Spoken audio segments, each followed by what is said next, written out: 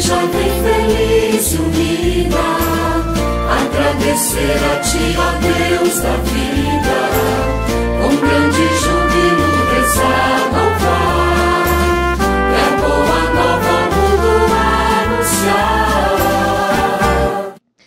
Jesus, Mestre Divino, que chamastes os apóstolos para vos seguirem, continuai a passar pelos nossos caminhos, pelas nossas famílias, pelas nossas escolas, e continuai a repetir o convite a muitos de nossos jovens. Dai coragem às pessoas convidadas, dai força para que vos sejam fiéis como apóstolos leigos, como sacerdotes, como religiosos e religiosas, para o bem do povo de Deus e de toda a humanidade. Amém. Muito bom dia, meus amados irmãos e irmãs. Sexta-feira, dia 29 de agosto, ainda vivenciando as alegrias e refletindo sobre a vocação, queremos colocar aqui no coração de Deus todos os chamados. Todos somos chamados. Queremos rezar ao Senhor pedindo que Ele nos dê coragem, coragem sempre, para poder responder de modo decidido, de modo entusiasmado a esse chamado de amor. Primeiro, para que nós possamos ser felizes e depois para que nós possamos fazer felizes também outras pessoas. No dia de hoje, nós nos alegramos com a Geni Ferreira, a Rosiane Martins, a Maria de Lourdes Silva, a Marlene Roncone e a Camila e Karina, gêmeas lá de Laranja da Terra, que fazem aniversário.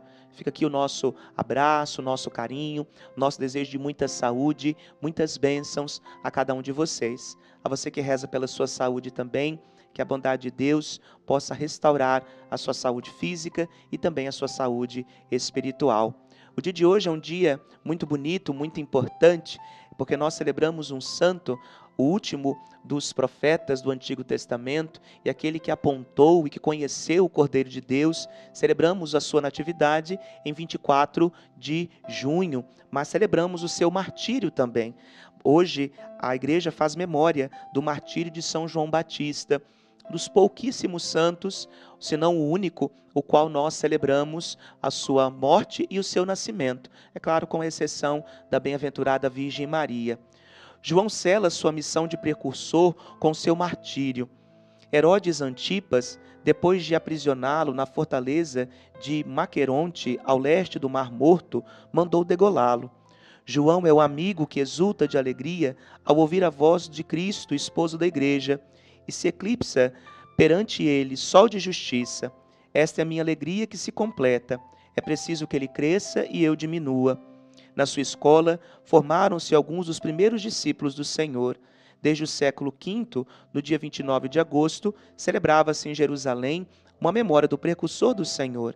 Seu nome encontra-se no cânon romano. E a exemplo de São João Batista, nós observamos de modo bem claro o preço do profetismo, o preço de apontar e de mostrar de fato quais são os caminhos do Senhor. E para iluminar o nosso dia, nós temos o Evangelho de Marcos, no capítulo 6, versículos de 17 a 29. O Senhor esteja convosco, Ele está no meio de nós. Proclamação do Evangelho de Jesus Cristo segundo Marcos. Glória a vós, Senhor. Naquele tempo, Herodes tinha mandado prender João e colocá-lo acorrentado na prisão. Fez isso por causa de Herodíades, mulher do seu irmão Filipe, com quem se tinha casado. João dizia a Herodes: não te é permitido ficar com a mulher do teu irmão. Por isso, Herodíades o odiava e queria matá-lo, mas não podia. Com efeito, Herodes tinha medo de João, pois sabia que ele era justo e santo, e por isso o protegia. Gostava de ouvi-lo, embora ficasse embaraçado quando o escutava. Finalmente chegou o dia oportuno. Era o aniversário de Herodes, e ele fez um grande banquete para os grandes da corte, os oficiais e os cidadãos importantes da Galiléia. A filha de Herodíades entrou e dançou, agradando a Herodes e seus convidados.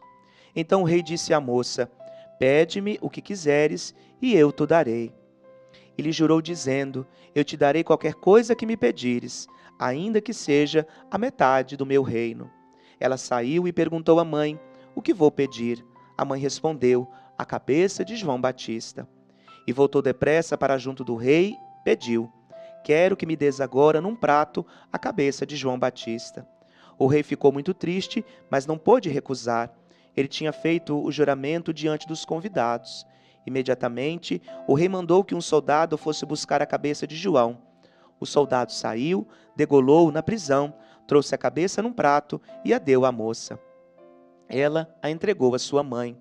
Ao saberem disso, os discípulos de João foram lá, levaram o cadáver e o sepultaram. Palavra da salvação.